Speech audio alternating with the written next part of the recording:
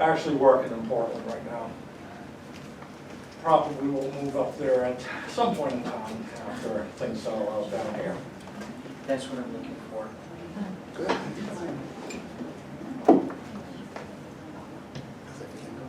Are we doing loud? It's getting clean, isn't it? You'd be amazed the stuff I'm finding. Who's all that smoke? Well, they were burning green. Right. Yeah, I mean, it's just so much stuff, you know? We're gonna get a wood chipper, but we ended up lighting the fire. We're gonna do one Saturday. I'm doing a 4th of July party on the 6th of July. And you guys are all invited. We're gonna have barbecue and play on the boats and stuff, yeah. Yeah, this would be everybody. My family's coming from everywhere. We're gonna do another fire with a permit. Very wisely said. Is that what the kids was out there yesterday? They gave me a permit, but it doesn't kick in till 5 o'clock. Oh, So started a little early, huh? he said if it's 4:30, you know, you can see it, but it was like 2. Unless it rains, then you're allowed to. So the other time I did it, it was supposed to rain all day. I'm like, you know, making it look bad. But there's just so much. I mean, it was piled everywhere. And we got the barns emptied out. And That was a lot of stuff. I've never seen so much stuff. I was overwhelmed. And I saw it all come in on a One by one by Yeah, by one. one, and right. I said every time he went out, he came back with a load. Yeah.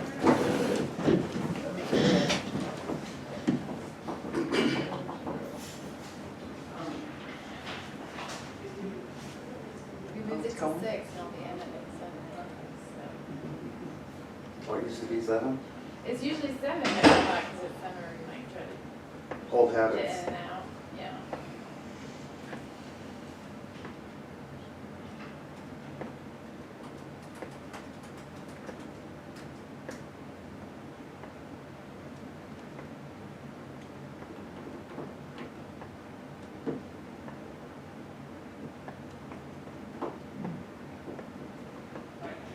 Yeah, I talked to Tom and he said you were going.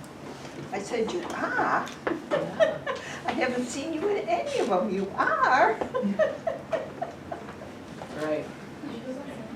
I went to the first, for the 5-year. Yeah, yeah. I went to the 10, and I think to the 20, Yeah. and that was it. Good news. It's on its way. Had a quorum. We have a quorum, we'll have. Well, one of them was at Rogers because nobody could get their act together. I know, that was the last one I went to. But I thought there was only 3. We were like, on my birthday. I'm like, And and then then these every the- 5 years. Half of us live in Rollinsford. And then the last one, nobody wanted to, that was the one, nobody wanted to make the arrangements to put upfront money to be sure that we had The board is gonna work on meeting the, or twice a month, so that. So, yeah, kind of Thank you for. Alan was afraid he'd get stuck with it, so I'm like, You better have fun. put your feelers out there and say, okay, who's going, this is what it's gonna cost, so you know whether you're gonna have enough just don't money. do it, and then tell everybody. Okay. And then, Not any more than any other department head, we're gonna evaluate, you know, because we're gonna evaluate the policy and then mine. you know. So you all retired It's now? just We're time. driving out. Loving it. It's dead, May 31st. Did So you? I worked an extra 30 days after that. Ooh, I don't know, On Gail, I paper. don't On know. paper, she's retired. Yeah. But, so I ended up doing like, it's crazy. How are you guys doing? Pretty good. Yep. What's your end? How many grandkids? But getting somebody to step in. 21, 17, and 12. I mean, There are lots of people that say, yes, You got yeah. 7 and soon to be 10 next week. Oh, literally, I'm literally. Yeah. My granddaughter's gonna be a junior, So it's like, junior at University of Maryland. Great. What's she studying? Engineering, I think. I work right in the old quarry. So, and then, My office has a We lot. had to move everything. the middle one's going to be graduating high school next year. And then the other one will graduate in grade next year. Yeah. We are, I mean. You grow up so fast. Well, my, So that manages that program. Is Brownsburg. Yeah. yep. They're all, yeah. Yeah, and he said like usually it takes like he's like. They go to planning first, and then we're told to come here, and then they go back to the college. Because I know we saw this plan already. I do a bunch of that. Well, they all want to see these.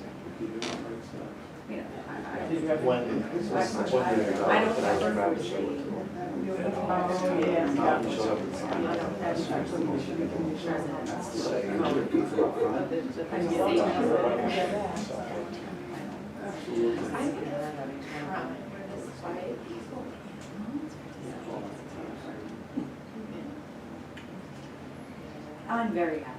Right, and there's no storm. I personally do. And that's kind of exciting.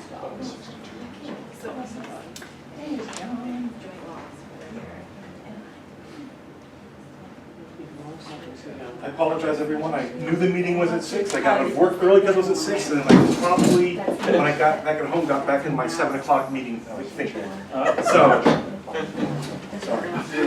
Well, you're here anyhow. That's right. Thank you. We've been talking about it.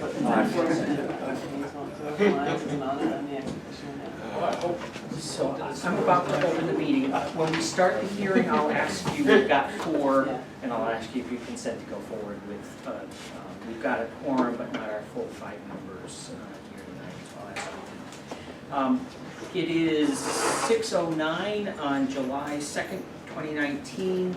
My name is Charles Putnam. I'm the chair of the Zoning Board of Adjustment of Rollinsford, and I call our meeting to order. The first item of business is roll call by the recording secretary. So we have Charles Putnam, who's the chair, Andrea Cass, John Hidman, who are full members, and Paul Kaziel, who is an alternate. The list of the abutters provided by the applicant were duly noticed, and notice was put into Foster's Daily Democrat, and as well as around town to locations. Okay. Do you wanna? And also there were notices sent to abutters? Yeah, applicants were duly noticed. And I note that there are 4 members of the board here tonight, and under our procedural rules, the applicant has the option, we have a hearing scheduled for the Lorax Sustainable Development LLC. It's your hearing. Our rules normally require us to have 5 here. We have a quorum rule of 3, so we have a quorum. And it's your choice whether to proceed with less than 5 members. And what you're giving up is that you can still ask for a rehearing if you, should this fail, but the lack of a 5-member board would not be grounds. So that's what you would be waiting. Understood. I'd like to proceed forward. You'd like to proceed, all right? So what we will do is we will begin the public hearing, and the recording secretary has already reported on the first case in terms of the notice provided to members of the public and abutters. And first item is to allow the applicant to make its presentation. Members of the board may ask you questions as you go along, but we'll try to let you go up ahead of steam. Great. Thank you. My name is Bob Stoll. I am principal of Trico Engineering in Dover. And this is Michael Brigham. He is owner of Lorax Sustainable Development, the present owners of the property. This is a project that we've been working on with Mike for a few months, and we went to the planning board a couple of months back on a conceptual basis to get our plan out there, get some feedback, and I think it was fairly well received at the time. But if I could, I'd kind of like to go over a little bit of the overall project information for where we're heading with this. And I've got, everybody's, you guys can see this stuff. A little bit. Well, members of the public, feel free to move about the room if you want to see as Mr. Stoll goes along. So we are proposing, this is the property previously owned by Dr. Bennett. This is a large Victorian home that he resided in, a carriage house that he was in the process of rehabbing, and a large, doesn't show up there great, but a large car barn that he built to house his classic car collection. It's a 10,000 square foot footprint that varies between 3 and 5 stories. It's a monster structure. So what this proposal is looking at doing is property is almost 11 acres of land, and we are proposing a 7 lot, 7 building lots, 7 house lots, open space conservation subdivision, where we are providing, the existing house would be on the lot, the finished rehabbing the carriage house that would be on its own lot, and then we've got 5 individual building lots, one here, and then 2, 3, 4, 5 building lots. We've got a big expansive open space that goes along the river, and another big open space down here at the roadway. So that's the general concept of what we're trying to do. Mike acquired the property. He is going to reside in the house, but also is a builder by trade, and would like to build on the property. So when Mike came to us, it was a matter of how can we do a development that I want to live in, and clearly the house is an outstanding piece of architecture, and Mike wants to be a good resident there. So what we've tried to do is look at, again, the open space subdivision regulations. What that allows us to do is to look more at where we want to build, where the building sites, and less about frontages and areas and things like that. The open space allows us to do things like leave this big open space in the front here, so that when you go by the project or you come into the project, this is the view that you get, which is the view that's there currently. It's a big field in the front. We've got two nice structures that are there, and the proposed development is either tucked over to this side of the project, or this one is down that's not visible from the roadway. What I've got is pass a couple of these out.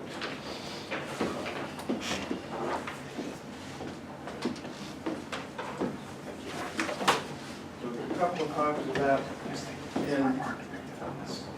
And the first page is a picture of the car barn that you get this long face of it along here when you come in the driveway personally. It's a pretty monster structure there. But then the second photo is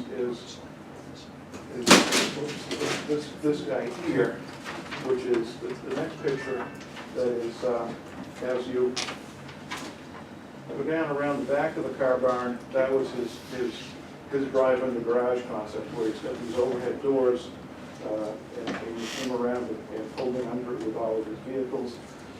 But at that point, that's a pretty significant structure, and again that sits.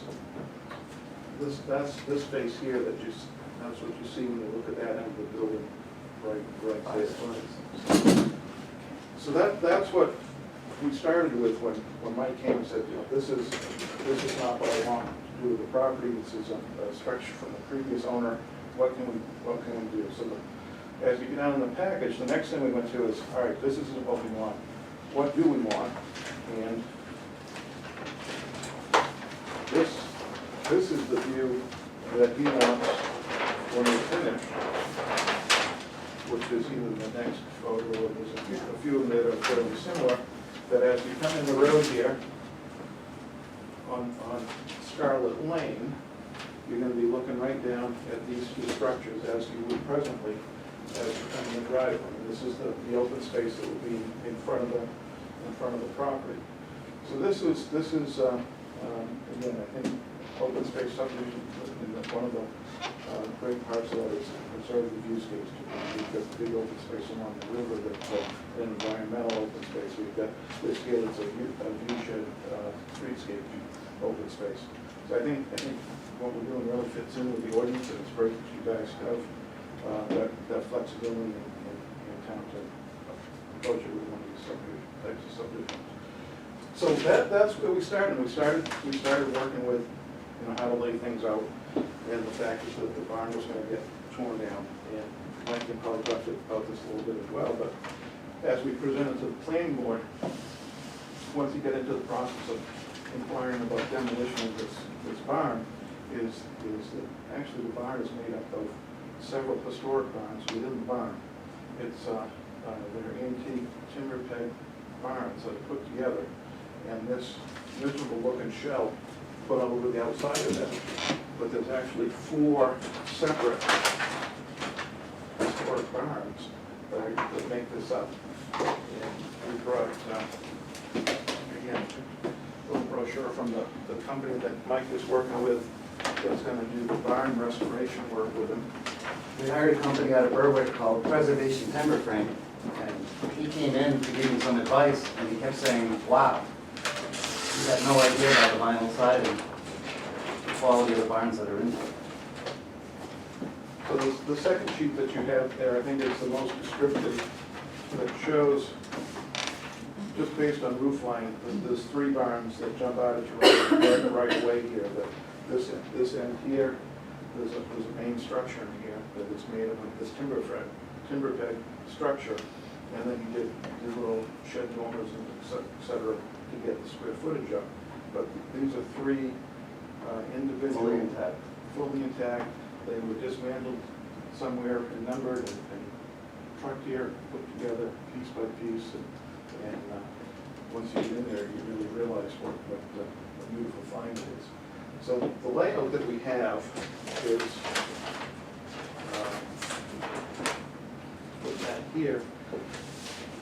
Those four structures that are within there, we've shown 2 of them here that would be, again, repurposed and put on the site and turned into, instead of barns, they would be timber frame homes.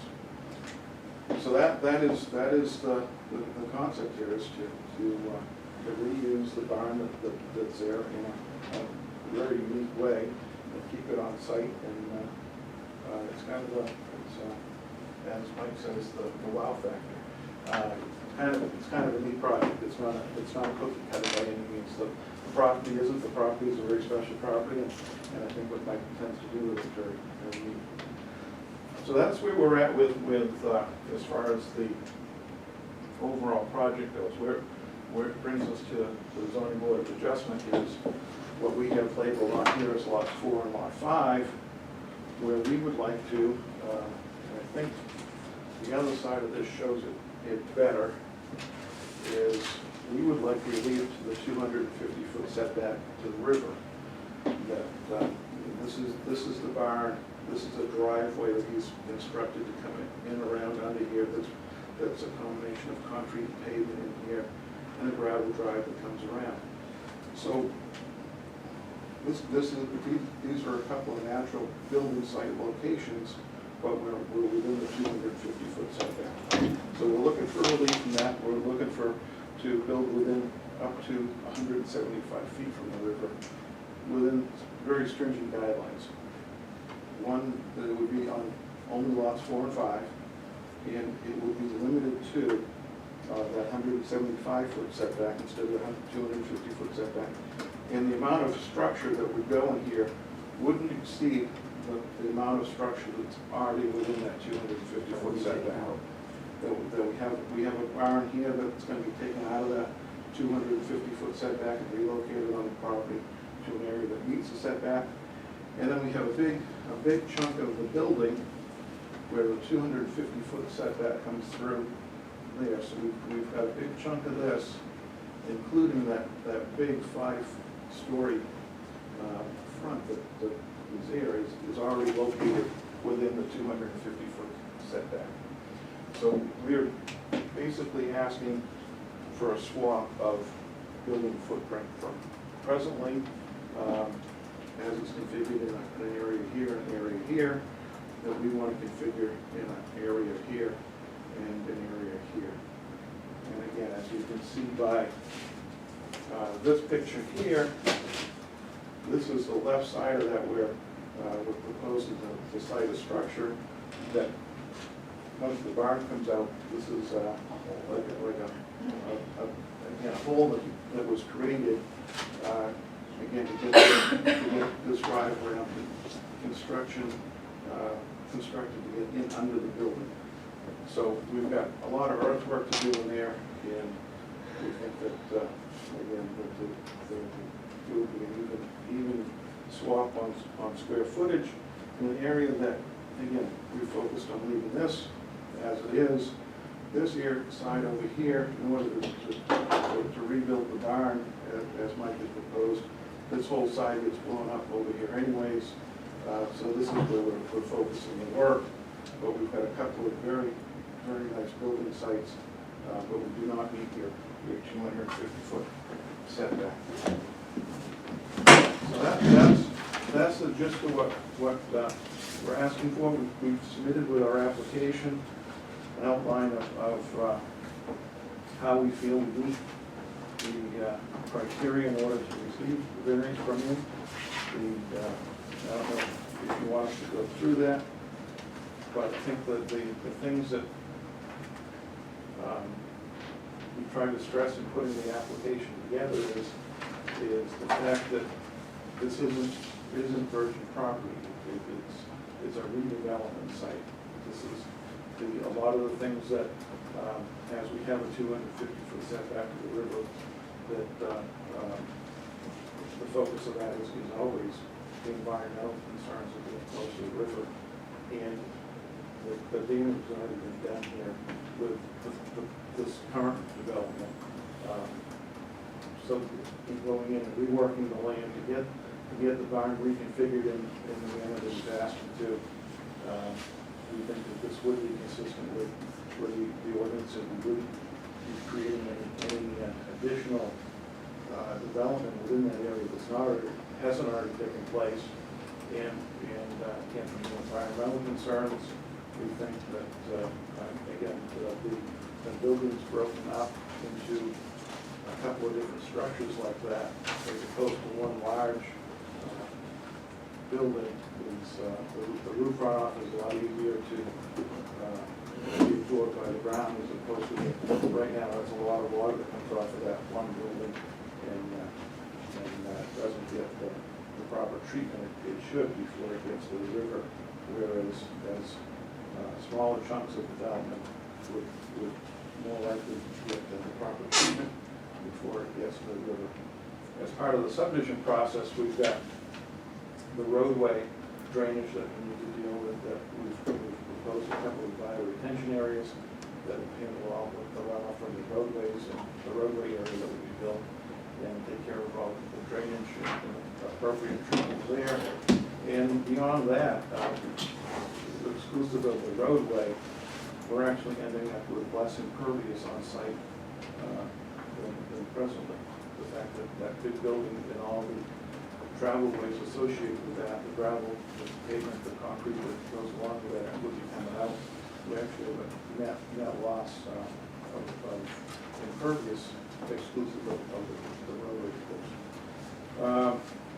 I think, again, the things that jump out at me on the application, again, contrary to the public interest, I think as far as the public interest goes, we are, again, the 250-foot setback would be an environmental concern, but I think what we're doing is improvement over current conditions.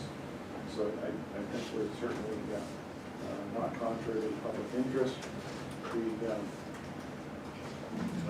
Consistent with the spirit of the ordinance, again, I think falls into that same category of from an environmental standpoint, what we're doing is going to be an improvement there. We're less impervious, with better treatment of the water, before it gets down to the river.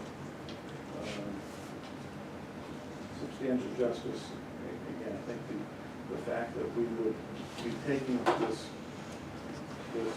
monster structure out of the neighborhood and creating a real neighborhood, I think is definitely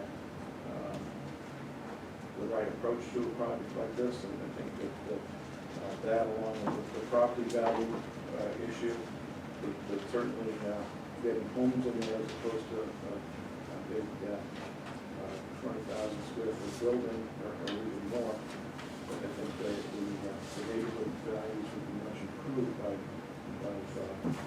one, the structure moving on, but also the concern of what might go on in the structure in the future.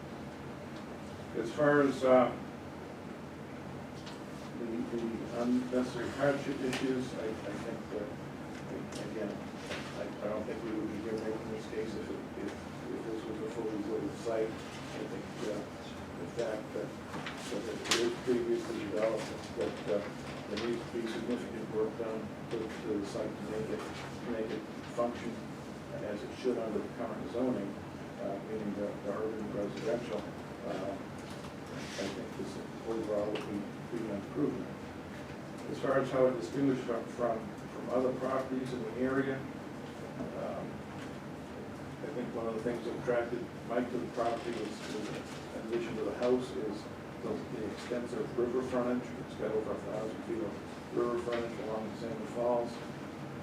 But then all of a sudden, when we apply 50-foot setback to that beautiful river frontage, we have 54% of the property is restricted from building. That strip of 250 along the river that takes out over half of the property area. And I think that's a definitely unique situation. I think that's covered what I needed to cover, what I want to get covered. But I certainly have to answer questions from the board or the public. I'm sure there will be. Ms. Cass?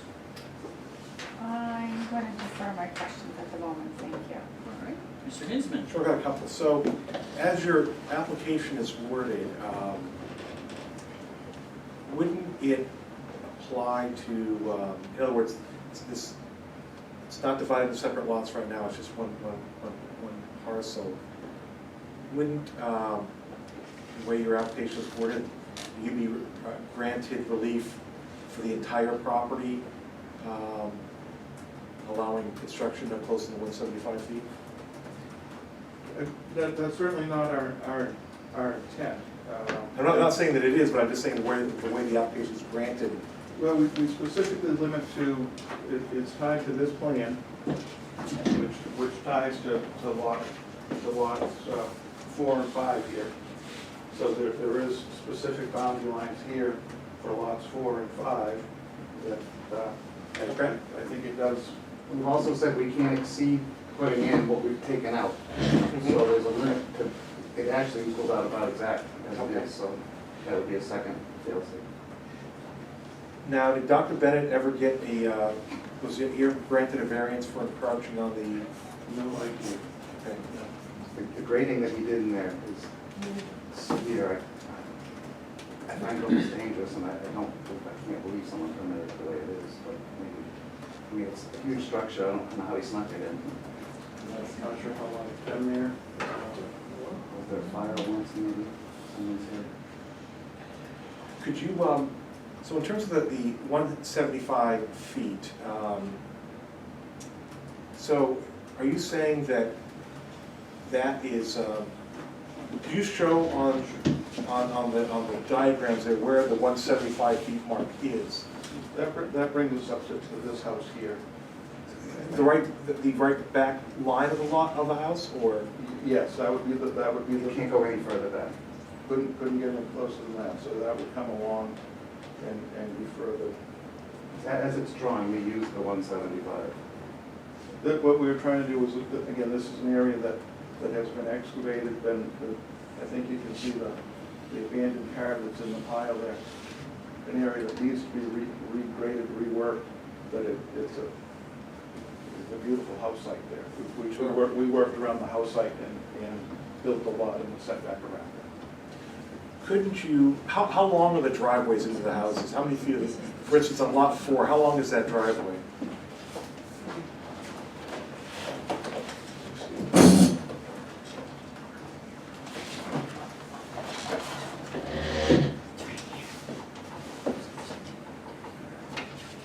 In the floor, we have about 170 feet of driveway. I'm sorry? About 170 feet of drive. Okay. And if you shorten the driveways, could you come closer to the 250 mark? I think we could. We've got a certain orientation that we've worked on for, again, part of Lorax is the solar energy. These are all gonna be net zero, solar powered, no fossil fuel homes. So we've got, again, a fairly rigid footprint from the fact that it's a barn, that we know the size of it. We can't make it shorter or fabric. It comes that size. We've got the orientation that we're trying to work with for the solar. I think you're hitting the setback in the front corner. And here, so I mean, certainly, there's opportunities to slide and push, and this is our wish list. This is where it makes the most sense on the site. Can we play with that? If you tell us we have to, we can. Could be another 20 feet or something, right? You know, in terms of the setback, I'm not aware of all the reasons for it. I think that one of it's got to be, you know, to protect the view shed from the river. I mean, it's certainly when I'm on a body of water, I'd rather see forest than residential properties. That's my just personal opinion. And it looks like a fair, and so that's part of my concern is that, you know, this is a property that the community benefits from in terms of the view shed from the river. So this is the existing tree line here. So these two lots don't require any tree removal to. No, I hear you. Okay, I hear you. So certainly these are, again, things that we tried to think through to see how we approach it. Again, there's certainly benefit to being riverfront property, and there's certain burdens that come with it. We're trying to mesh the two together. Okay. Thank you. I don't think I have any further questions right now. Mr. Kessel? Yes, I have several. In the application submitted, it states that the redevelopment includes subdividing a property into 7 open space cluster lots. Did you use the density formula calculations and open space calculations per 8.7 of ordinance? We did. Okay, I didn't see them in the application. No, that was part of our submittal to the planning board. Okay, and did it meet it? Yes, so that's how we determined what we wanted to do. We haven't been to it hasn't been vetted by the planning board yet. That we can't go there till we stop and see if this is going to fly. Yeah, but this is in the zoning ordinance, Yeah. so. Oh yeah. No, it complies.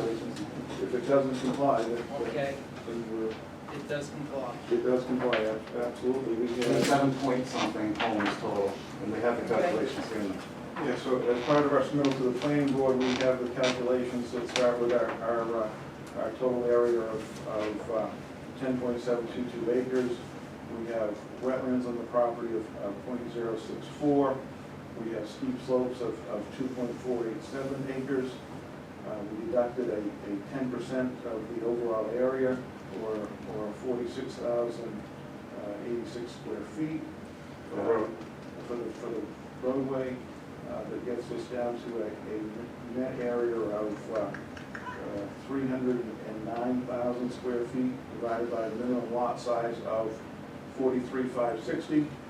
That gives us a yield of 7.1 lots. Okay, good. And the current property has 10.7 acres with one house, an That is correct. associated carriage house, Yes. a 22,914 square foot car barn, and a 570 square foot barn.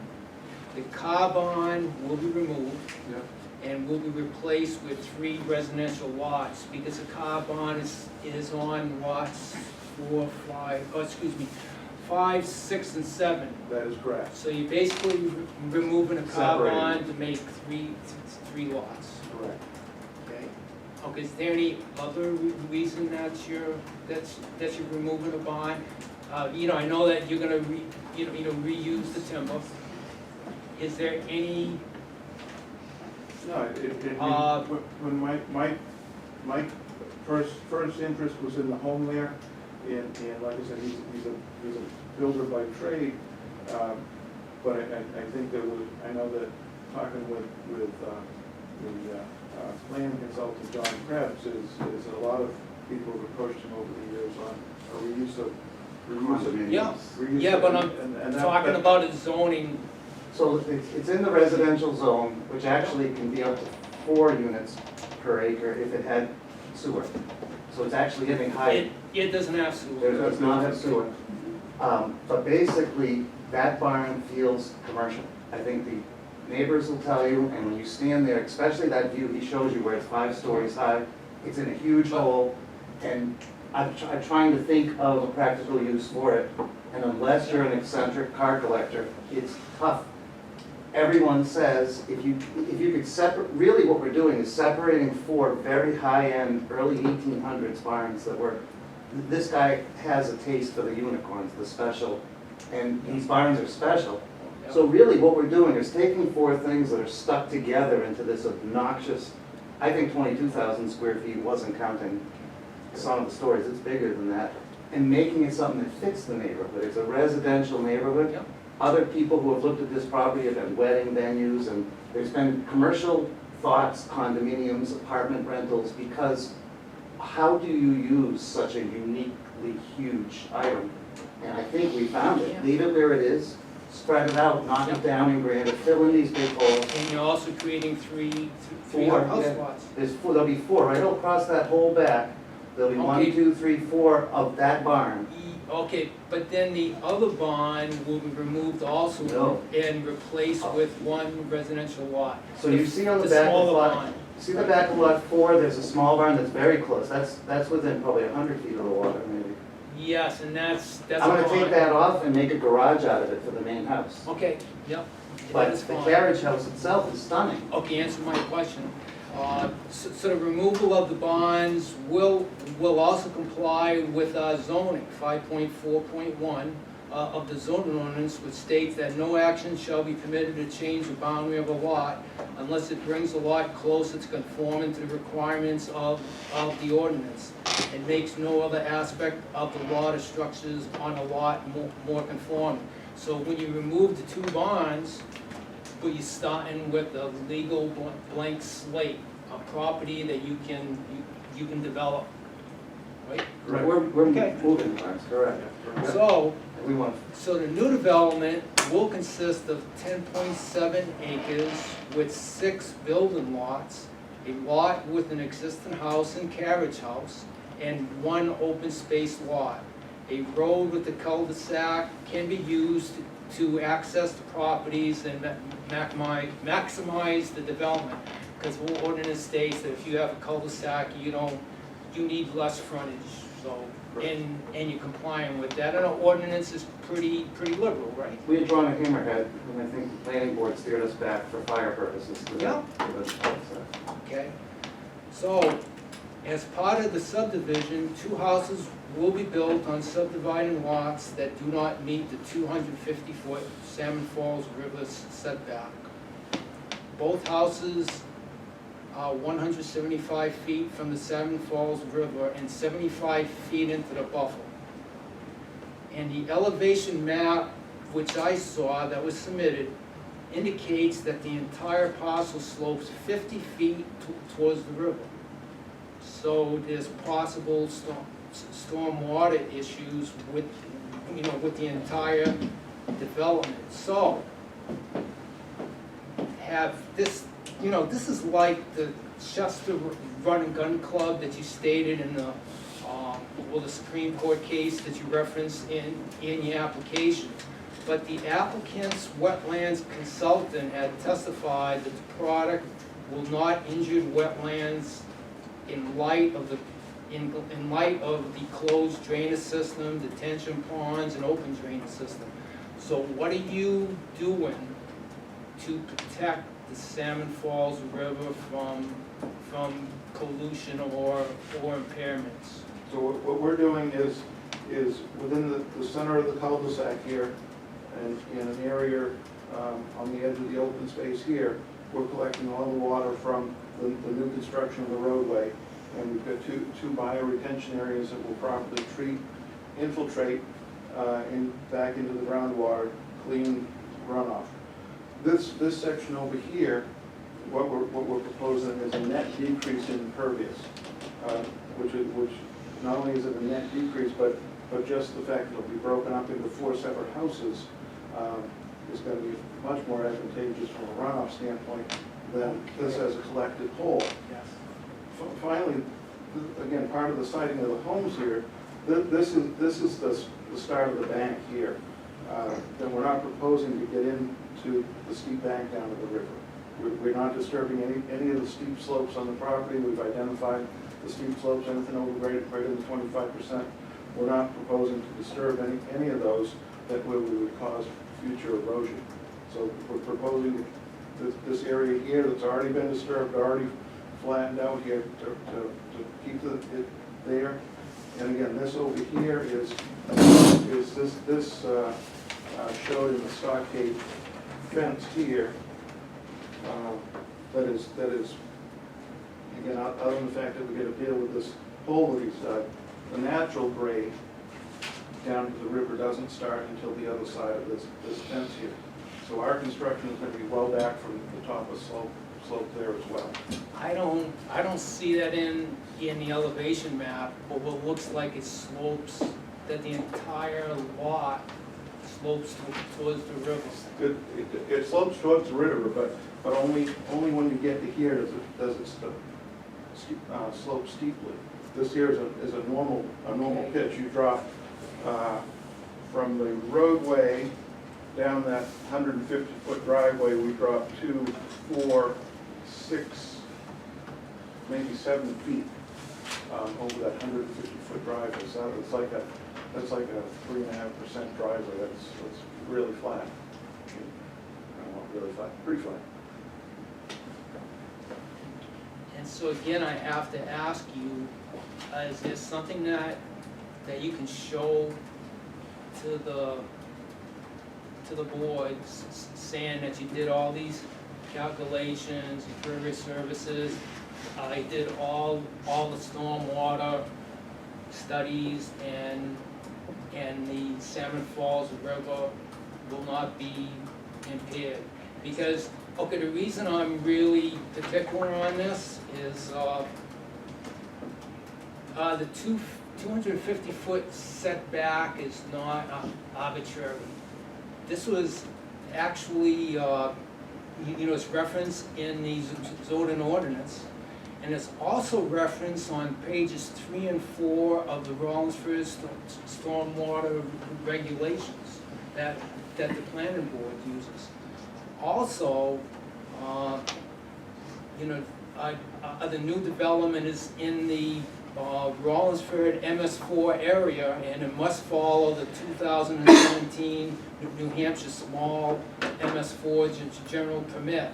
And in section 2.3.6, stormwater management and new development and redevelopment, well, it basically says that these Rollinsford storm regulations were implemented under the requirements of the 2003 MS4 permit, which is an EPA permit. So I am and on top of that, the Salmon Falls River is a unique resource, which is part of the Great Bay watershed.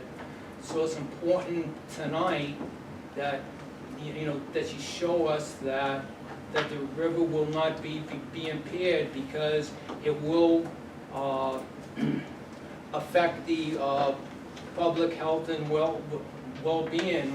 Like there's several water bodies that has impairments, and it creates algae blooms we just had one on Woolen Pond, and that's basically caused by overdevelopment. So Understood. I am concerned tonight that this will create a overdevelopment, because it's more than just two houses being 175 feet away. You are taking a current use, which is one house, with some bonds, someone bought, 10.7 acres, and then he created basically a huge car bond. But now, all at once, you're gonna have several houses, and it's gonna have septic tanks. People's gonna be washing their cars in a driveway, they'll be fertilizing lawns, washing their houses with chemicals, and the list goes on and on and on. And they're gonna also have discharge from their roofs, and they might have some pumps run in their basement. So there will be this is a more intense use for the property.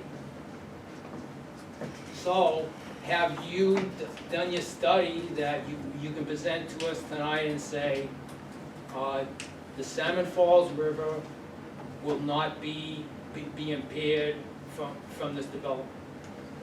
I did not come prepared to make that case this evening. We did submit that report to the planning board that follows the guidelines of your stormwater regulations in the MS4 community. Has been submitted to the planning board. I did not anticipate discussing that this evening. I did not bring that with me this evening, but we did submit a detailed study of all the drainage conditions on the property. From an environmental standpoint, I have no doubt that this will be an improvement to the conditions of the Salmon Falls River over what's there. But if we've got a couple of cars getting washed by homeowners versus the 60 or 70 cars that he had in that building, I'm certain that this is going to be an improvement over the fact that it's been an odd use there over the years. But the fact is that this is what's supposed to go on the property. He was the oddball. We're getting rid of the oddball. We're bringing in how this property is supposed to be developed. Again, roof runoff is clean runoff. You have very minimal driveways in here. There may be some pumps, but again, some pumps are clean groundwater. We're not looking at yeah, but unfortunately, some pumps is classified by the EPA as illicit discharge, unfortunately. Some pumps from a full basement, if it's a crawl space, or, okay, these are EPA rules, so it goes beyond the town or the state, unfortunately. These are the dry pumpkins too. Walkout basement. All set? Other questions? Yes, and so the answer is no. You do not have a study that you can present to us tonight that says that I did this study with the new development and it will not pollute the Salmon Falls River. I think the main crux of our argument is that it's obviously a lot less. It's taking something that is less roof space and it's more spread out and it's residential rather than commercial in nature. It's not all happening in one area. So any logic would say that if you took that much roof and took 4 pieces out and spread them out, and the ones that are not, the reason they have the 250-foot setback is because the other things you mentioned with septics and sump pumps and whatnot have that 250. So really it is these 2 houses. The rest are so far back that they don't, according to the state in your own rules, don't have any restrictions. These 2 being at 175 or 200 feet rather than the 250 are specifically because there are areas that have been annihilated and look like big craters there and really should be fixed. And the only way to justify filling in that barn and filling in these holes is if you're creating something different than what's there. Anybody that looks at the existing structure and how the exact same amount of coverage inside that setback that we're talking about, but minimized down, spread out, and taken care of by homeowners and landscaping and covenants that will say the restrictions, there are restrictions on pesticides and whatnot within that 250, and that will be in these people's deeds. And for the entire conservation land, it is going to have those rules incorporated into it's gonna be commonly owned. Okay, so you have conservation land and that wasn't talked about, so that's why I'm trying You may to bring that. ask these questions to you, and I'm not. So that whole back That would piece and the help. whole front piece, what we're trying to do is keep the land the way it is. When you drive by it, you see this beautiful field with these beautiful trees. We're leaving that as conservation. That's gonna be shared by the homeowners in the subdivision and all the water frontage. And it's gonna be protected. There's gonna be rules that say, this is how you groom wetlands, this is what you do, this is what you don't do, this is how it is at 50 feet. One of my specialties is sensitive land. And the reason I spoke up on top of Bob is that I'm proud of the fact that I take something that could have been condominiums or a wedding venue, and what I'm doing instead is there's gonna be 7 like-minded people who care about fossil fuels and emissions and care about the environment, and I'm gonna, by deed, perpetually, forever, deed that land as non-buildable and with a list of rules that are regulated. It would be a tough argument to say that this isn't better for the Salmon Falls River than leaving it like it is. I guess It's it's really not, tough. okay, I guess I'm not getting that better because you're starting, you're gonna. We're not so- You're gonna We're tear gonna down move the it. top. If you have a question, why don't you ask a question? Okay. Rather than debating with Yeah. the applicant, Well, go you ahead and can ask a question, because I know we have butters present that may also want to Yes. ask some questions. I know I have some questions. I'll come down, Charlie. Okay. Just to clarify, that this is all open space across here. That's over 4 acres of open space. And no, there isn't any lot that owns any water on the Salmon Falls. So none of them have river frontage that would have access to alter the river frontage. And then we have another acre of open space on front there.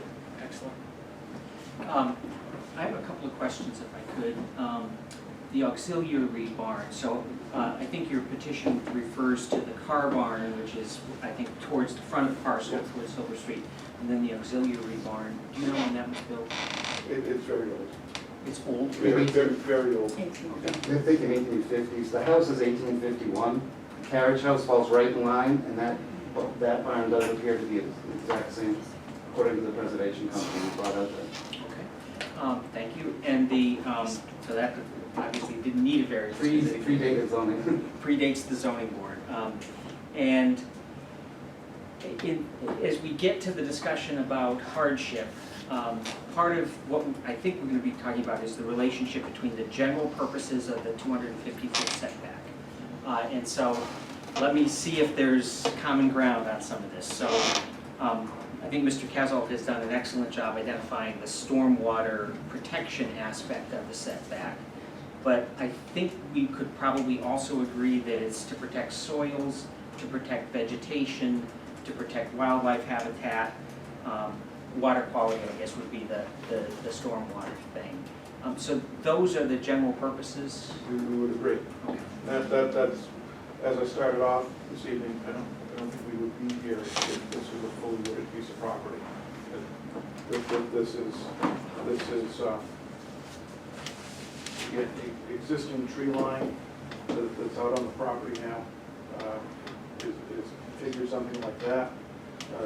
These 2 lots here don't require any tree cutting. We put the roadway in, working around the trees within the property. So we've got, again, I think, more sensitivity from a vegetation standpoint and any wildlife corridors that there may be along the river. I think we're sensitive to that. We've stayed away from the steep slopes. Again, that could be a soil erosion concern. We're not proposing any work within the steep slopes. The septic systems obviously will have to go through the normal review process. So, I guess I'll preface, if I may, my next couple of questions, which are going to go to hardship. I appreciate the time and attention and your willingness to engage with us in discussing the parcel and all the steps that you're taking to try to protect the parcel. But I'm really struggling with this concept of hardship, because, and I apologize for being crass, but to me it seems like we're talking about the general purposes of the setback, which I think we agree are pretty substantial, with the difference between getting 5 or 7 or 4 or 7 parcels in the cluster subdivision. In other words, that we're talking about maximizing economic benefit, trading off against the general purposes of the setback. And for me, that doesn't meet hardship. And so, give me your best explanation why it does meet hardship, and I'm happy to entertain it. I haven't. Yeah, I would start off with a different premise from the beginning, is what we've gone through is we've identified through the calculations in the zoning ordinance what the town has said is the appropriate number of lots even on the constraints of this property, steep slopes, wetlands, the size of the lot, etc. And we've gone to the number of 7.1. So we're looking for 7 places that are appropriate, that are good building sites to make a good neighborhood, a good successful project. I think Mike is working very hard from the standpoint of the timber frame barn concept. And so we've got 7 lots. We're trying to figure out where to put them. Yeah, but I guess that leads me to my next question, Mr. Stoll, which is, there are dozens, if not hundreds, of landowners in the town of Rollinsford who have steep slopes or wetland setbacks, or in this instance, Salmon Falls Riverine setback issues. And the ordinance is set up to, you basically have to discount those setbacks from determining your buildable, economically maximizable interests in the parcel. And if we grant this variance, how in the world do we explain to all of those dozens and hundreds of other landowners who will also come in and tell us, well, I could get another house lot if you let me build within 150 feet of the river, or I could get another 2 house lots if you didn't require me to have the steep slopes exemption. So I just worry that if we find that this is a hardship, we open the doors wide open to basically guttering our river setbacks, our steep slope setbacks, all of the things that do constrain landowners in our town. I would respectfully submit that I would expect that there are very few parcels in town that are over 50% of the property is unbuildable due to a single regulation. I would find that amazing. Again, what we're doing is trying to figure out where to place these structures. That's what we're doing. So does this guy go back and sit back here? He can, but there's a big hole there with a building in it already that we would rather be here.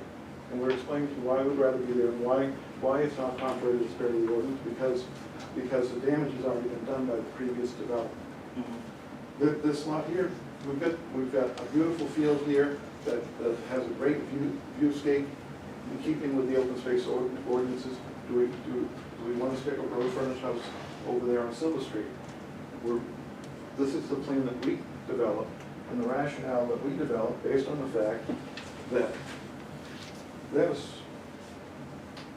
and if you look at all the gravel access roads that have been built here, what we're doing is an improvement on the environmental concerns of stormwater runoff, wildlife corridor, the list of Each property should be looked at uniquely. I don't think that there's any precedent setting where all of a sudden you've changed setbacks. This is a unique property with unique restrictions that's been uniquely abused.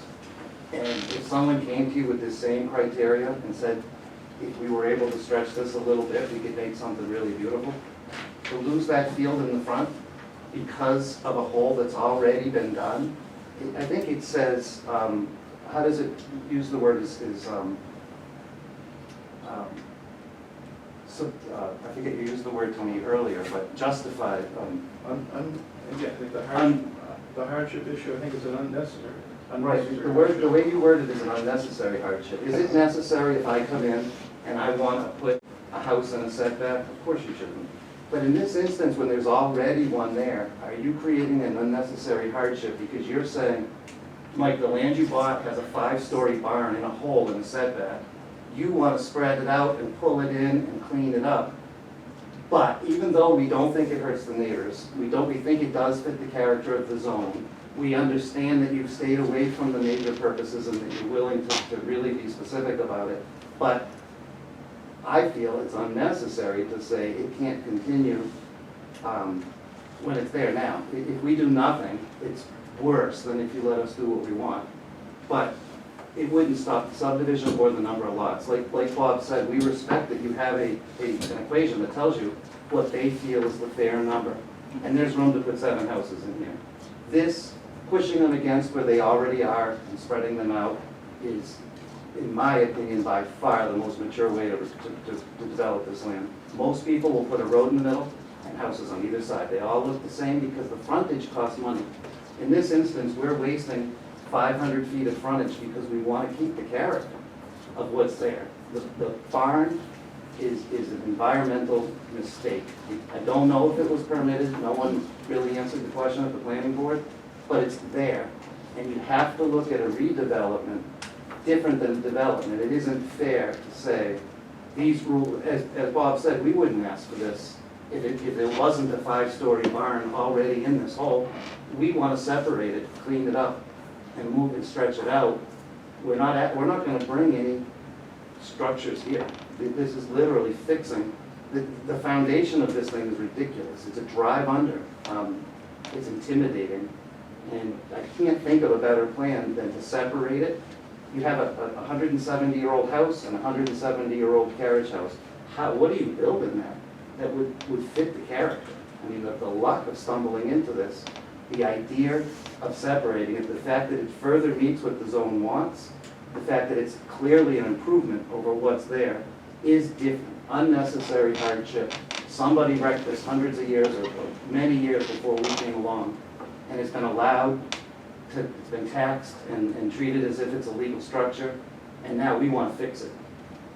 To 100% or to 90% because 90% is a better subdivision than doing it to 100% by far. It's a shame to put a house in that field in front of the property when the right place for it is already developed. I mean, it's been pre-developed. We're going to put growth where there is now a gravel pit. And I just need to know the difference between redevelopment. Something's already been done and we're saying we're going to make it better, but not 100%. To us coming and saying, can we invade something? We wouldn't do that. It's not in my nature. Thank you, Mr. Britton. Ms. Cass, you deferred. Do you want me to go to a butter comment and come back? Yeah, I don't have any additional questions. Could I ask an additional question? In your standard between the abutters and their chance to make I got to be quick. So, aren't you really saying here that, and by the way, I'm very sympathetic. I think that your vision is an impressive one. But aren't you really saying that you're asking us to, you could have your open space, so to speak, out back where 4 and 5 are. And you're asking us to give you a variance from the setbacks so that you could have this open space up front, whereas you could put house number 4. You could put house number 4. Can I sneak on here? Why couldn't you put house number 4 here? And then move this up a bit. Maybe even move your driveway a little bit. That way, you put the house here, you still have your nice view up front, you would maintain the 250-foot setback and by doing that. I just wondering a lot about, have you considered that? I think that is an approach. Again, what we thought was a better approach, and that's why we're here asking. and so we haven't made our case on why ours is better, but I understand. That could become a house lot in front. It definitely loses the stature of what that property is. I mean, you have to almost stand or look and see that right now, it would be almost unchanged. From the street, you would almost not know that this property had been developed.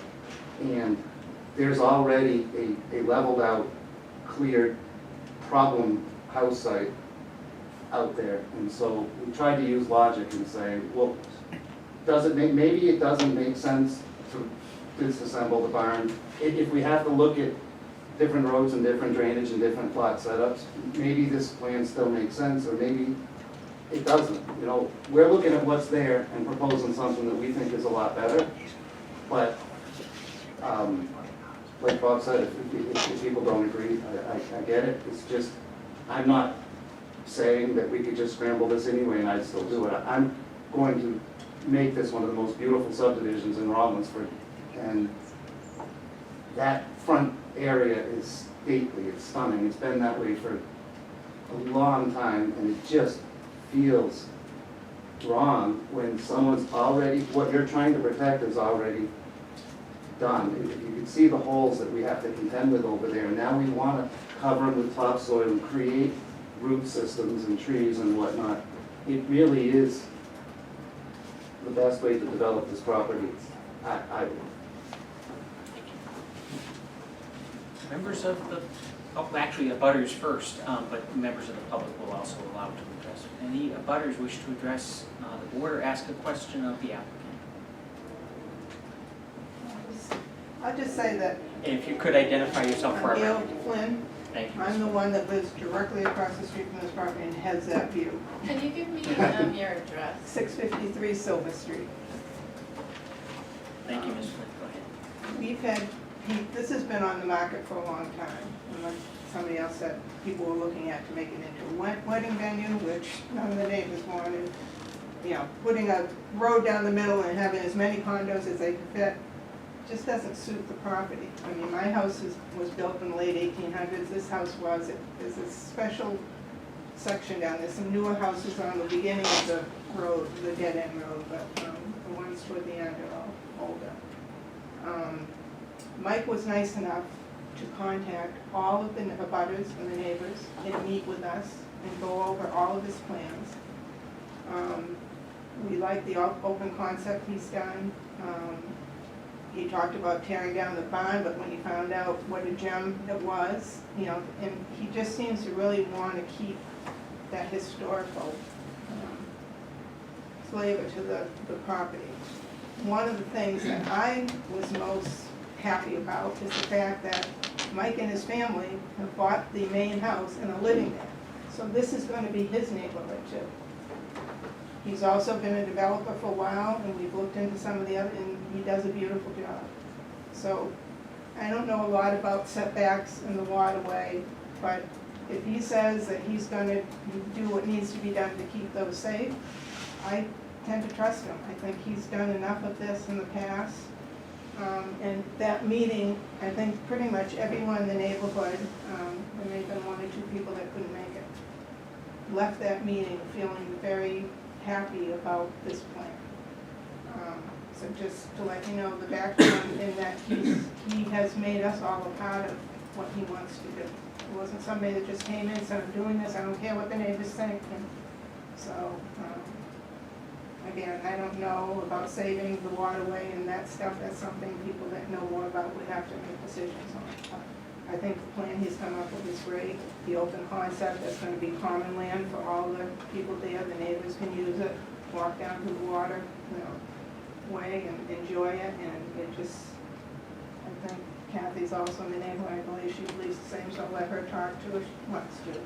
Yeah, Kathleen Ellis. Thank you, Ms. Flynn. Kathleen? Yeah, Ellis. 652 Silver Street. My 2 bedrooms upstairs view that awful monstrous thing on his property. And it has been many years, and there's been many stuff coming, all the stuff coming in on trailers and whatever. And the land itself is beautiful. I mean, It was a farm when it first was built, and my house and the house next to me were the tenants that worked on the farm. And then Mike Brown's house was the schoolhouse. And so it has a lot of history, and it's very pretty, and it's just, it needs to become beautiful again. I mean, and we're very happy that we're not gonna have a lot of traffic down there with a lot of homes or a lot of apartments or something like that, because it's a dead-end street, and it just is a big improvement as to what these gentlemen want to do. And I understand that there's a lot that you guys have to consider, but I have just one more comment, if that's okay. Regarding the big barn, the lower part of that barn was built by the previous owner, who were the Broussards, for a horse barn. They had horses on that property. When Dr. Bennett came in, and I don't know any of the definite facts, but through, word of mouth, so to speak, he built onto that barn, and like they say, it's 5 stories. The top story, from what I understand, went above the level it was supposed to be. Dr. Bennett often would do things that he wanted to do and then ask for permission afterwards. But it is, Kathy's right in front of that barn. You can't, it blocks every view that's down there. It just doesn't go with the, the house and the beautiful carriage house that sits on that property. And so if that could be replaced with some nice homes, I think it would be an improvement, as Mike says. I think he's looking to improve the property. And I just like his attitude and how he develops properties. I think he's trustworthy in that sense. And the fact that he's living there makes it even more so, because he's gonna be looking at whatever he puts up. So. Great. Other butters? Mr. Matt? When I lived at 97A Main Street in South Berwick, I was a former resident on Short Street in Rollinsford. I still hold a financial interest in that property, and still on the tax card as a owner, as a co-owner of the property. My ex also requested that I come here this evening and see what's going on. I will compliment the developer on what they've done here. Pretty darn nice. Nice little subdivision. They did a good job. And plus also, by the way, I'm the former planning board chair in town, so I really like what I'm seeing here. On the barn, as Gail talked about, originally, when I moved there in '97, there was nothing there. People bought it, the house from the Gainties. A horse barn went in. I think it was probably 30 by 60 or something like that. Dr. Bennett bought the property, and then it grew. And both during that time, I was on the planning board as an alternate with Mr. Putman as the chair. I know that both of us I voiced concerns about the ever-expanding footprint of the building. Keep in mind that, though, at that time, the Board of Selectmen was lax. Would be a good word. They really didn't look into things too hard. I think it was kind of a sad period that, some things got away with. I never knew as a planning board member that this was within the 250-foot setback. So, I think, yeah, it was built illegally pretty much. The property was well cared for until Dr. Bennett took over the property. He did do a very nice stone wall in the front. He did put that in. The rest of the property he took care of, but yeah, that thing off to the side, yeah, that was really a poor decision. One of the concerns that I would raise, and I think this is more from a planner and having been on the board and all the stuff, is the fact of encroaching into the buffer. That's there for a reason. It's been there for a long time. As we've looked at developments, I was heavily involved in the Wentworth subdivision, off of both by the dump. We were really stringent as to, where they were going to put buildings, the properties are well marked. If you notice, all the properties sit, at least on the riverside of the road, pretty much on the road because of the 250-foot buffer. From what I personally see is that one lot, the house could be repositioned and made to conform to the regulation. You'd lose one lot. That one lot is probably tough to build on, to get something in. Do I believe that you as a resident will put a house in the front and ruin that view shed? Don't think so. Okay, I'm just saying, let's put it this way. If I was a developer and I was gonna lose one house lot and I was spiked to put a house right in the front, but I do that, no.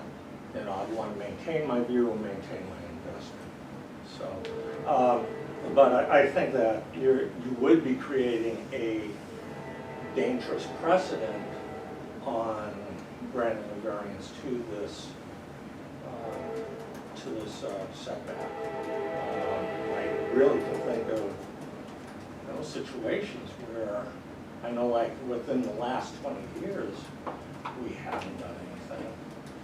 Probably going back another 15 beyond me. The only place I can think of is potentially Woods Run, but I don't think there's anything within 250 there. I think I was on board I think the 250-foot setback was adopted just before, just after I got on the board, late 80s. And I think that Woods Run was already in place. Yeah. It may have been that the 250 was partly a response to how close some of the Some of those houses were. properties were. Okay. All right, thank you. Anything else, Mr. Macklin? No, that's it. Okay. Are there any other members of the public or abutters who wish to address the board or ask questions of the applicants? I'm going to give you all a chance to respond, but I want to see if Ms. Cass or any other members of the board have additional questions. I really don't. I know that's uncommon for me, but. All right, Mr. Kessel? Mr. Hinsman? The floor is yours. I want to let Bob talk, but I did just want to restate that when they talk about precedents, every piece of property is completely unique. In my 30 years in real estate, I've never had a peninsula before. And as Bob said, I'd love to see another property that 11 acres and almost 6 of it is encumbered by one setback. The lot equation says it can have 7 houses. I don't think it's spite or greed to say that if I were to develop this, I would want to have the 7 houses. It's very expensive. It's not a greed thing. So really, as Bob said, it comes down to, does it still make sense to me to do it somewhere else? And if so, there's only one other spot. And so I don't want anyone to think that if I can't put, sometimes you look at land and there's obvious, when you stand there forgetting all the paperwork, there's just obvious spots. And you really have to see that if this is a precedent, it would have to be another property where over half of it's encumbered by a setback, that's already been pre-developed incorrectly and has major 14-foot deep craters. I mean, there are reasons why I'm saying unnecessary hardship. Somebody, you're not allowed to put paint on that brick, but somebody already put paint on the brick. And it's a much better system, what we have in mind. When you go in there, there's a logical way that it feels like it should be. It's really hard to convey with paper. But when you wipe out this setback, even though it's already, what you were protecting against has happened to a horrible degree, all it leaves is that front corner. And so that is what would happen, is your typical, it will be more of your typical lollipop cul-de-sac standard subdivision. In fact, it could just be bigger lots where the water frontage gets divvied up into 7 different families. There's different ways to do it. This, I'll stand till the day, I appreciate people noticing my sincerity and my enthusiasm. I will stand with the same statement until I can't anymore, that there's a right way of doing this. When you look at that area, this aerial shot doesn't do it justice. When you look at that barn, when you look at this area, it's a shame. And to put it for what the zone really wants, and to put protections in place, and to forever deed it so that it can never happen again, and these rules are attached to the deeds, is a huge improvement. And if someone says I can make it a lot better, when there's a pre-existing development, it's not a new development, it's a redevelopment, somebody already did something. And so there really is a lesser evils, and I just don't see how someone comes in here and says, hey, can I go 175 feet off the Salmon River? He did. We had to look at each piece unique into its own stance. This piece, if there ever was one, because of its history and because of the way it lays out, is a logical one. I can't imagine a better argument or even a similar argument from somebody else. I don't think you're disrespecting the setback. I think you're taking something that's here, that's not contested, that it shouldn't be here, and allowing it to get better. Not forcing it to 100%, but looking at the fact that sometimes there's a gray world where it's bad and we can make it better. It's not good and we can make it, we're not going that direction. We're going in a direction that's clearly taking something and putting it the way it's meant to be. I don't feel that there's a greed factor. I really feel that this is the way that this should lay out, that the things that are supposed to be respected are. I mean, I want to leave it to Bob, but as when he mentioned that more than half of this lot is in that setback, and the other half is stunning, of historical, and has so much history, it's a shame.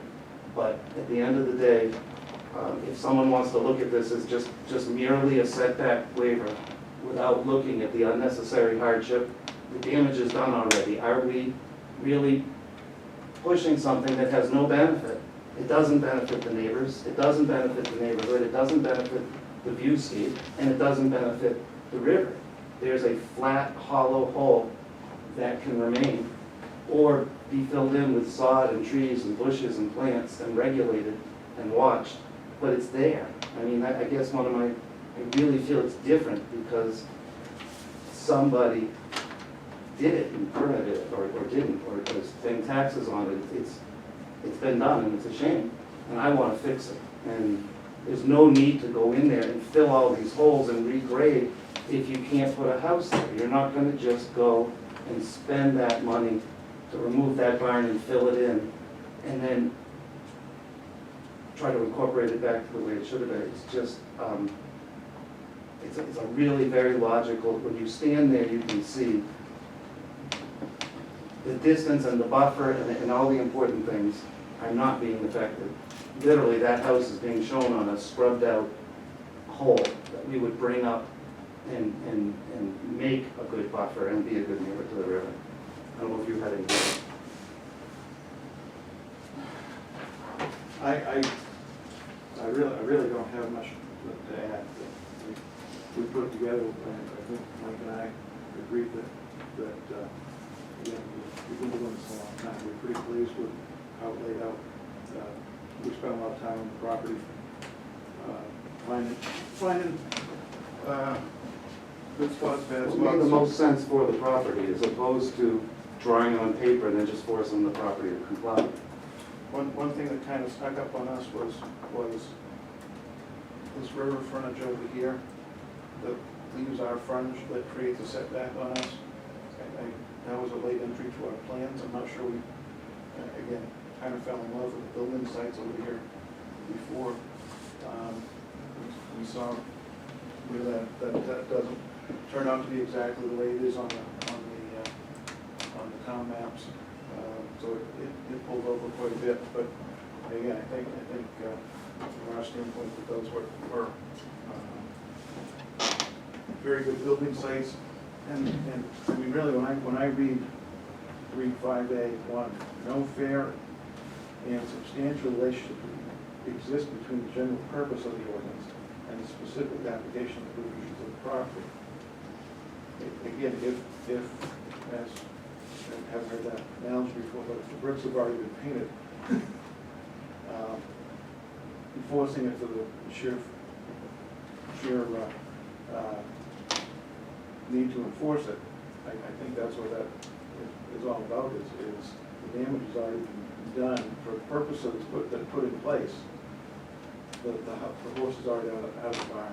I don't know if the bricks been painted. I don't know. Carriage, yeah. But that, It's a shame what happened there, there's no way around it. And this conversation is to try to fix something. And in other towns, they have looked at redevelopment, not as grandfathered, not as okay to pollute rivers, but certainly is something that if we can make it better, we're doing our job. We don't have to necessarily be perfect. Sometimes that actually could have a worse effect. And I know it seems arbitrary, just throw the house across the street, and maybe that's, the road that ends up happening, but it's a shame. I'd love to walk it with you guys or something, it's a shame. So we're good. Okay. Before I close the hearing, any questions? Yes, I got one. And, this is coming from the stormwater regulations, and it says here, runoff from impervious surfaces shall be treated to achieve 80% removal of total suspended solids, and at least 50% removal of both the total nitrogen and total phosphorus using appropriate treatment measures. It's specified in the New Hampshire Stormwater Manual. Will your development meet this? Yes. So, therefore, I have to conclude, okay, thank you. Mr. Hansman? No, no further questions. I have one question. Was any consideration, Mr. Brigham, given to possibly changing the Lot 4 portion to maybe the open space portion? I know that you know, the visual, I'm familiar with this property and it is lovely. But as Mr. Hinsman pointed out, if you situated the house closer to the cul-de-sac, you would retain that view and the encroachment onto the 250-foot setback would be less egregious. Was any consideration given to Yeah. that? Bob and I went through so many scenarios. There's a lot of things to consider, how much open space you're supposed to have, drainage. I mean, he'll answer some of the other questions. When you stand out there and look at it, it will feel different than it does on paper. The barn and the barn development has completely trashed and dominated one whole slice of the subdivision, and the rest of it is just virgin, beautiful, untouched. To keep the development where it happened already and not suck it in front of the Victorian, you won't see the Victorian, what he considered almost spiteful to put it there, and what all the abutters have said to you is, believe it or not, their hardship is worse in not granting this. They look at this, and instead of being in someone's fenced backyard with dogs and kids and swing sets, I'm proposing picnic tables and walking trails and something. There's going to be a walking trail between the carriage house and the Victorian, which is already delineated, so that everyone in this neighborhood of mine and around it have the right to come down. We have a little paddle boat and some, to take the whole side of this property and just bomb, like a bomb hit it, and then to say, well, I'm not allowed to go over there, so now I'm gonna go across the street and do it again. It's a shame. All I can say is, yes, a lot of thought went into it, and it may end up being how this ends up happening, or maybe, I don't know, but it's a shame when you look out there and you see that somebody developed a third of this property, and if we can keep the development there, it's so much better. I mean, that house is gonna block the entire property. You can see it all the way from from Route 4 now. It's meant to have that grandeur. It's an estate property. I feel like I'm being a warden of it. And I feel like this is the most mature way, is keep the development where it already happened. And that's why I keep making the distinction that somebody did this, and that we're only talking, I know it's 50 feet, you know, or 75 feet for just one small box that's already, it's being moved. It was in the setback, and we're just proposing to move it. But that's what I'm asking. Yes, it could go across. You know, and I am respectful of your vision, and I do appreciate that, because, you know, there has been a lot of thought that's gone into this, and, you know, dissecting the car barn and moving it, but possibly not moving it onto what's designated as Lot 4. You know, possibly changing Lot 4 to the open space and the open space into Lot 4. Again, it's just, it's a little, it's not as egregious into that wetland setback. It's one of the things we looked at, and it's a possibility. It might mean reworking the road and drainage, and it certainly will change. You could go to this property tomorrow, I mean, after it's developed, and never know that it was developed under this scenario. It's taking the land that was wrecked and fixing it and putting the houses there.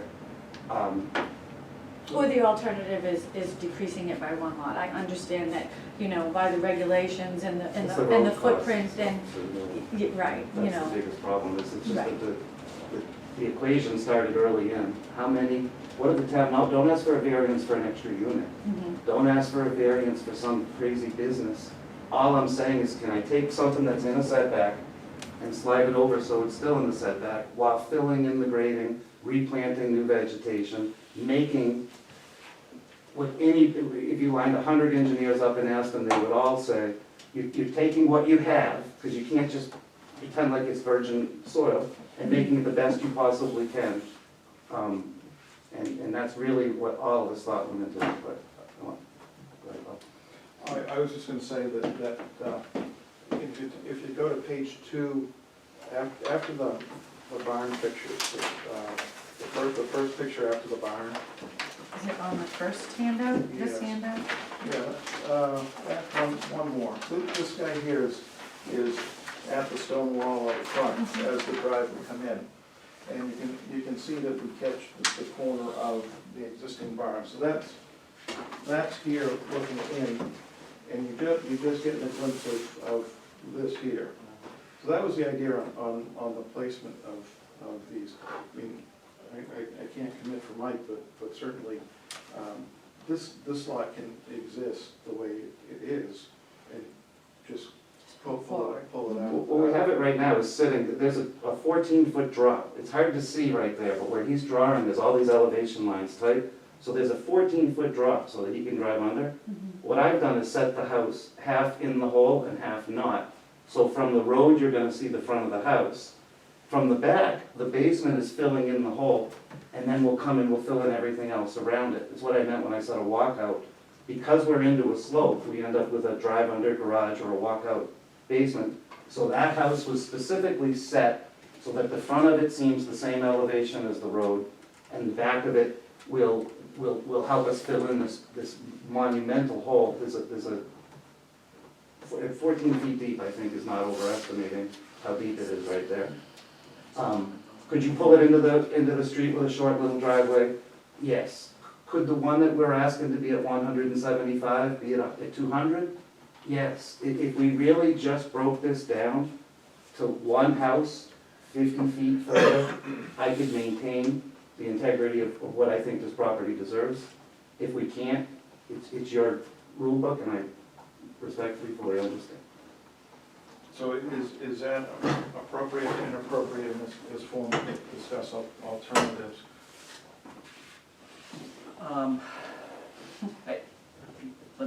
There are two answers to that, yes and no. Yes, it's your time, and you're welcome to make any arguments to the board that you want. Personally, I'm inclined to the view that the zoning board of adjustment is not a good, we're not well suited to that, frankly. We're fairly new to the complexity of the ordinance. Even though I was on the planning board for 20 years, I've forgotten a lot of what I used to know. Both, you know, with all respect to Dr. Bennett, God rest his soul if he's passed on already. He's still around. He's but, still around, That's an okay. operation. With all appropriate respect to him, my worry is that a lot of well-meaning people bent the rules because of the complexity. Dr. Bennett was both a fast talker and quick to sue, and people backed off when he threatened them. And so I worry that we are not the board to kind of wheel and deal on whether it's 50 feet or this many feet or what conditions to put on parcel 4 and so forth. And it's one of the things that we just struggle with with enforcing our ordinances. That the select board is overburdened, planning board is overburdened, and you know they're volunteers and we're volunteers. The select board is volunteers. So this is so make whatever argument you want to, and we'll certainly consider it for however the individual board members can take. I just repeat that it's a unique piece of land, and that's why you have a ZBA. If the rules were, read the rule book, there wouldn't be a ZBA. But there's a ZBA because not everything is the same. That sometimes you might run into a situation where someone's trying to redevelop a 5-story barn in a hole in the setback, and you have to use some judgment to say, in a normal world, would I give this if it were not the situation? No.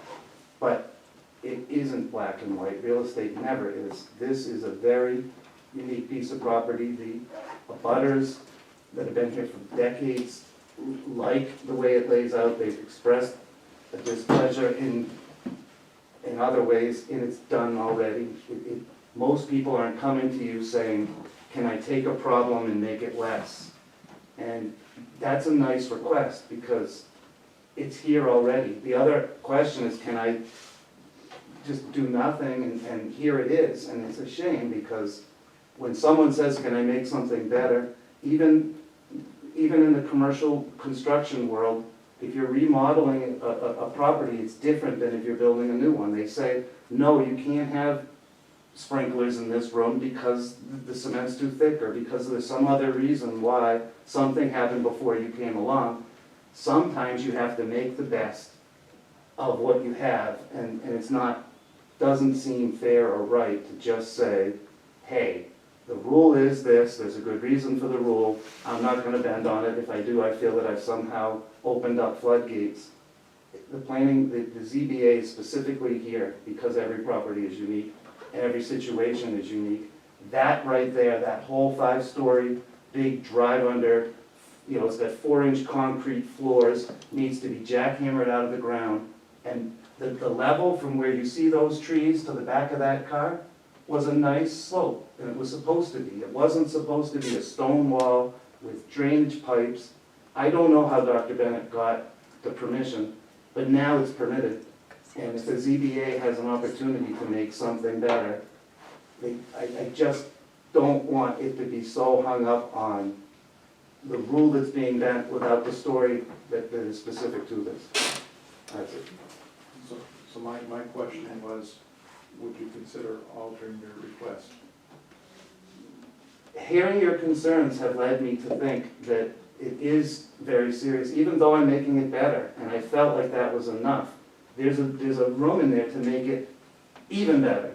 Instead of saying, can we get 175-foot setback for 2 lots, that we could say, could we just change it to a 200-foot setback for 1 lot? It's not wheeling and dealing as much as addressing concerns as soon as they came out.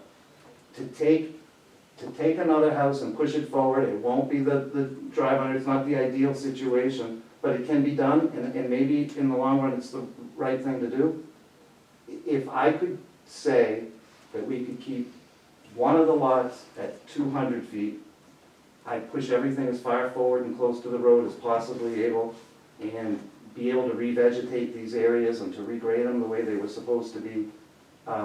If it just becomes open space, I guess that's the open, I mean, please compare what I'm showing you to what's there and not this ideal situation that this thing had already been protected, because it really is a shame. I can make this much better. I really can make it a lot better than it is. Mr. Stoll, Mr. Brigham, thank you very Yes, much. sir. Members of the public and abutters, thank you all very much. I appreciate your care and your energy that you put into your presentation tonight. It's all been very thoughtful, and I appreciate the way you've engaged with all of us. My least favorite part of being a member of the ZBA is that we must deliberate in public. And so I'm going to close the hearing, and we are now going to deliberate live, like we are some sort of reality TV show. And we will struggle with it. So, I'm open to either having a motion on the floor or just general conversation, and then followed by a motion once we get a sense of where the consensus of the board lies. I'm happy to comment first, so I'll comment first. So, and I think the one benefit of an open deliberation, the applicants gets to hear about it. One thing I wrote to the chairman while we were here, this is the idea of a site walk. When I came into this thinking I was going to vote in favor of it, and now I'm pretty much decided I'm going to vote against it because of the importance of the setbacks, and that I think the applicant could make, although he's got a fantastic vision, and I think it's beautiful. I also think that 250 feet setback is extraordinarily important for all things that Paul said, and just my own personal concerns, and that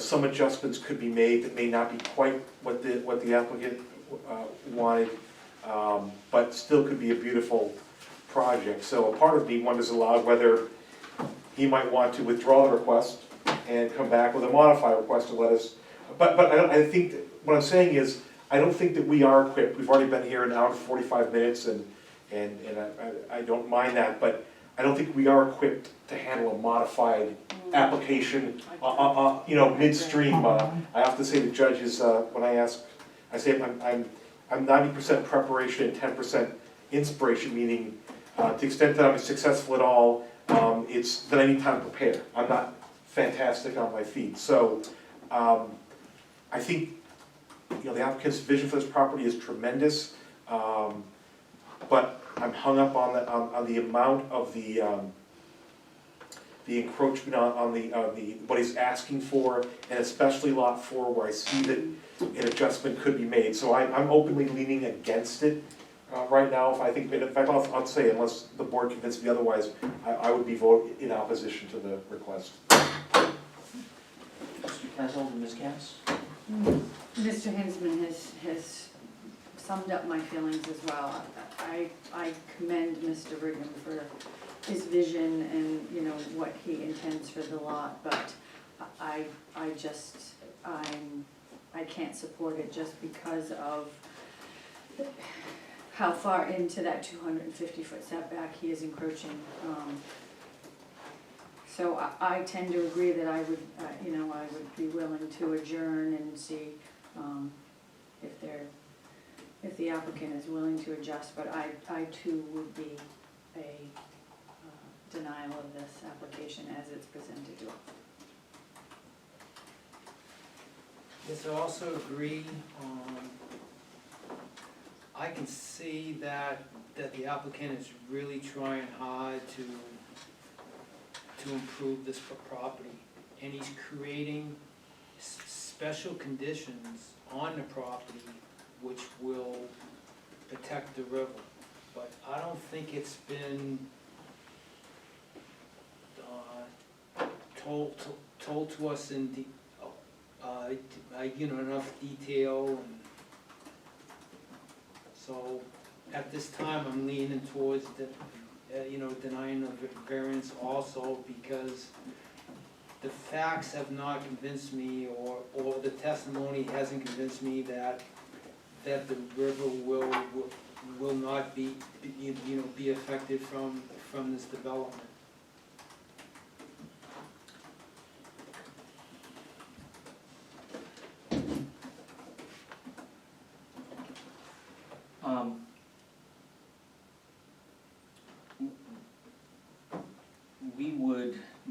normally be prepared at this point to offer a motion and vote on it.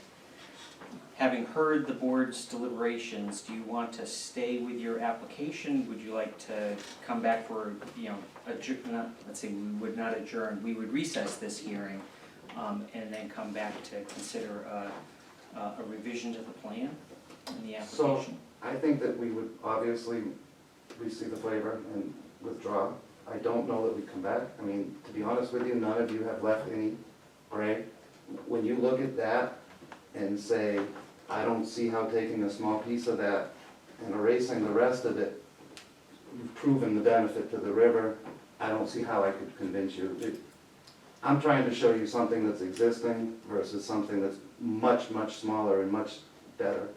And if you don't see the benefit to that, what would be the reason to come back? I mean, I honestly am surprised, but I can also see the writing on the wall. There's no need to vote, though. No, we owe it to you to vote and give you a written decision, and we're happy to do our job, Mr. Could we just withdraw with the concept that who knows, maybe,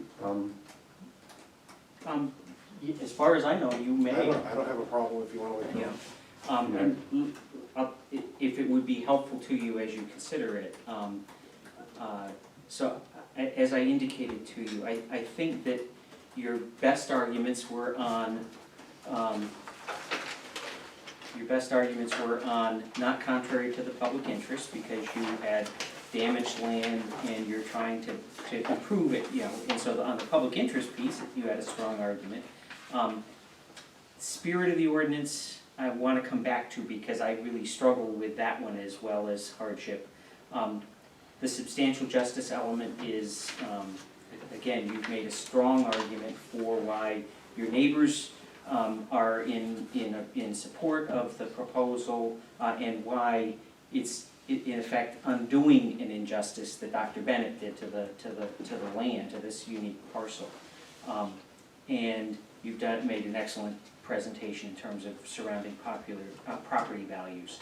I think it's the question of fair and substantial relationship between the general public purposes of that setback and the specific harm or the specific application to this parcel. And in that regard, I think that you're right, Mr. Brigham, we must look at this parcel. But in doing that, we also have to be aware that the grounds for asking for the setback is somebody else basically committed intentional harm on the parcel, so therefore you must give us the variance. And I do worry that a lot of people come in and point to something that's on the property that somebody else did. I worry about creating an incentive. Dr. Bennett, again, he has a lot of wonderful qualities, but I think he took an existing footprint and went up and maxed it out. And oddly enough, the 250-foot setback does a great job saying you can't have buildings. It does a lousy job protecting the actual land itself, because you've got all the cars and the gouging out. The whole corner of the structure is in it as well. Yeah. But what I worry about is that that the actions of a previous landowner are not a hardship. They're a constraint. They are an impact that you and, sadly, your neighbors are all having to deal with. But I just worry that it's asking us to do an awful lot. I hear a lot of support from the board, and I think in the same spirit, if you can trust us that we really appreciate how much energy you've put into this and how sincere you are. If you want to withdraw and come back, we'll give you another hearing. We may not be the smartest ZBA on the face of the planet, but we are willing to do our job, and we do mean to do it as well as we humanly can. So we're happy to give you another listen. And are you insinuating in some way that if it were smaller and just one home, that there'd be, I see your concerns as being black and white and nothing. So I don't know what I could come back and actually expect you guys to do. I'm looking for some direction, instead of a no, if it were like this. You know, I've had other boards say if they were just a little denser, a little closer, but if it's a no, it's a no. This is now gonna knock us off of, obviously, the next week planning board meeting, so you guys don't wanna come to that. And, I have to be very careful not to make promises because we have to have. no, and I some- understand that, but I think if I listen to what you say, you've made your answer clear. I don't know how. It's a lot easier to look at a 50-foot variance on one parcel than to look at two 75-foot variances off of that, particularly given the importance of that, the riverine setback. That is, there is an element of our community, and I don't mean this in any way to be a negative statement, but there's an element of our community that views that riverine setback as sacred. And in terms of the environmental values that are represented by that setback, again, it's a lot easier for us to look at something that's more like a de minimis variance than something that's a third of the way into that setback.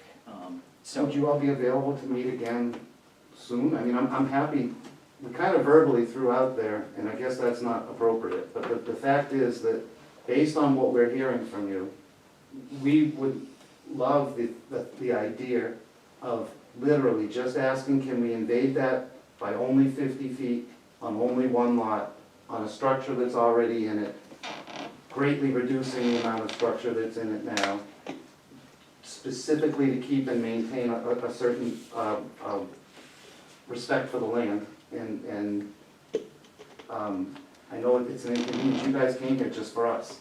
And we're asking the question and we already have our thoughts, but if it has to be done in a formal manner where everyone has to come back, that would be the only other question I could possibly ask. I think I could still make it beautiful with a 50-foot setback on one lot. And if that's something that there's a possibility for, we'd love to try it. If it's just an insult because you've all stated your facts, then I don't want to waste everyone's time. What are the noticing procedures as far as? If we recess this meeting, I don't think we need to do a full. Could we make it? I mean, obviously, it would, We I would will love have to- to agree to a date right now. We would have to agree to a date right now, so we can pull out our calendars. I would like that. I mean, I don't want to push anything. I don't want to be where I'm not wanted. I really feel that this is a strong enough justice that it's worth talking about further. Okay. So, Sarah, you're better at this than I am. Do you want to start throwing out some dates? Okay, so, how's Thursdays for everybody? How's what? Thursdays. This is generally good? Thursdays are good for me until the start of the new semester. Okay, I work here till 7. That's a super okay, long, got yeah. it. Yeah. Um, So, the only Tuesday I have available in July is the 23rd, because I have planning the 9th, the 16th I have plans, and so the 23rd. Are the board members open to a Wednesday, or is a Tuesday the only day that works? I'm open to a Wednesday. Yeah, I can do Wednesday. Paul, Yeah, Wednesday would be good, the 24th would be good. I'm available the 17th or the 24th. Not the 24th. The 24th of room is already booked. Okay, So the 17th? that works for me.